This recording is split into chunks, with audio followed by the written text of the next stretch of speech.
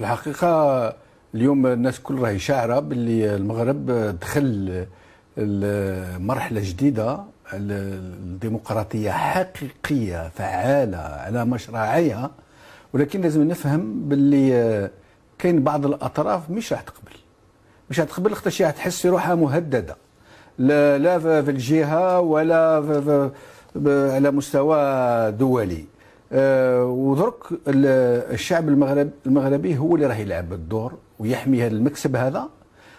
مش غير الناس اللي انتخبوا حزب العدالة والتنمية، كل المغاربة، كل أفراد هذا الشعب هذا يحسوا ويشعروا باللي راهم دخلوا في مرحلة تاريخية، حقيقة تاريخية. أنا شخصيا نعتبر باللي هذه هي أول انتصار حقيقي وفعال للربيع العربي، ولو ما يبانش، يعني ما يشوفوش الناس. ربما الانتصار الحقيقي، قبل أن نفتح الخطوط للمشاهدين الأفاضل، الانتصار الحقيقي ويقول لي رئيس الوزراء ورئيس حزب العدالة والتنمية عبد الإله بن كيران، يقول لك هو يعني أول، كما تكتب جريدة الصباح، هو أول مسؤول حكومي ينجح في إضحاك الناس أكثر من الفكاهيين.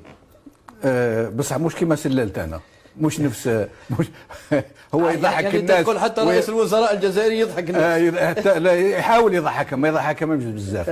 بن قيران يضحكهم ولكن يخدمهم وما يسرقهمش وما يكذبش عليهم. لا، هذه أولا. ثانية هو أنه كاين هناك ديمقراطيه حقيقيه، والمكسب مش الا خاوتنا المغاربه. ما ننساوش بلي خاوتنا اولا، احنا شعب واحد، يحبوا ولا يكرهوا، الناس اللي دائما يحبوا ينوضونا ضد بعضنا البعض. لا، المكسب لكل المغرب العربي، والمغرب والناس اللي ما يقبلوش هذا اللفظ المغرب العربي، لكل المغرب امازيغي العربي. المكسب لكل الشعوب اللي نفضت روحها وما خلاتش روحها تحت قياده الناس اللي تجبد سو كي ساف اجيتي دي فيسال. الشعب المغربي عطى اليوم درس حقيقي دي فاسون جينيرال لونسومبل.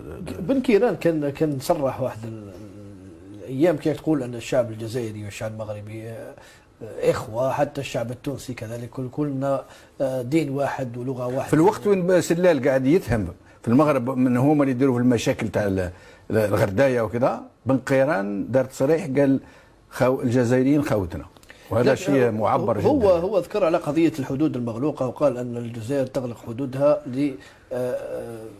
لعدم السماح للجزائريين بالاطلاع على نجاح الديمقراطيه في المغرب. يعني هل النتائج هذه الانتخابات تعطي له الحق في التصريحات تاعو؟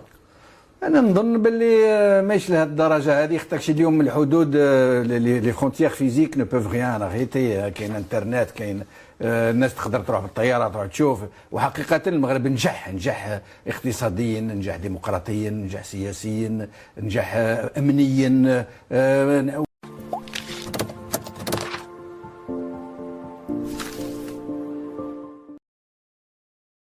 رئيس الوزراء ورئيس حزب العدالة والتنمية عبد الإله بن كيران، يقول لك هو يعني أول، كما تكتب جريدة الصباح، هو أول مسؤول حكومي ينجح في إضحاك الناس أكثر من الفكاهيين. بصح مش كما سللت أنا، مش نفس مش هو يضحك يعني الناس. تقول حتى رئيس الوزراء الجزائري يضحك الناس. لا، يحاول يضحكهم، ما يضحكهمش بزاف. بن قيران يضحكهم ولكن يخدمهم وما يسرقهمش وما يكذبش عليهم. لا، هذه اولا. ثانيه هو انه كاين هناك لونسومبل. بن كيران كان صرح واحد الايام كي تقول ان الشعب الجزائري والشعب المغربي اخوه، حتى الشعب التونسي كذلك، كلنا دين واحد ولغه واحده. في الوقت وين سلال قاعد يتهم في المغرب من هما اللي يديروا في المشاكل تاع الغردايه وكذا، بن قيران دار تصريح قال الجزائريين خوتنا، وهذا شيء معبر جدا. هو ذكر على قضيه الحدود المغلوقه، وقال ان الجزائر تغلق حدودها عدم السماح للجزائريين بالاطلاع على نجاح الديمقراطية في المغرب. يعني هل النتائج هذا الانتخاب ديمقراطيه حقيقيه، والمكسب مش الا خاوتنا المغاربه. ما ننساوش بلي خاوتنا اولا، احنا شعب واحد يحبوا ولا يكرهوا، الناس اللي دائما يحبوا ينوضونا ضد بعضنا البعض. لا، المكسب لكل المغرب العربي، والمغرب والناس اللي ما يقبلوش هذا اللفظ المغرب العربي، لكل المغرب امازيغي العربي. المكسب لكل الشعوب اللي نفضت روحها وما خلاتش روحها تحت قياده الناس اللي تجبد سو كي ساف اجيتي دي فيسال. الشعب المغربي عطى اليوم درس حقيقي دي فاسون.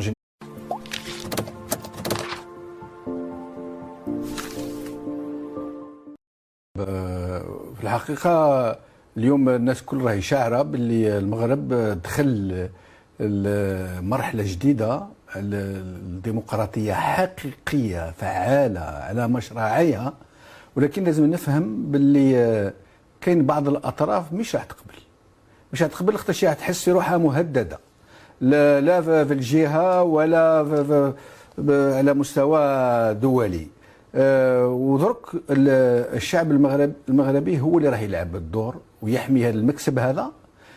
مش غير الناس اللي انتخبوا حزب العداله والتنميه، كل المغاربه، كل افراد هذا الشعب هذا يحسوا ويشعروا باللي راهم دخلوا في مرحله تاريخيه، حقيقه تاريخيه. انا شخصيا نعتبر باللي هذه هي اول انتصار حقيقي وفعال للربيع العربي، ولو ما يبانش، يعني ما يشوفوش الناس. ربما الانتصار الحقيقي قبل ان نفتح الخطوط للمشاهدين الافاضل، الانتصار الحقيقي ويقول لي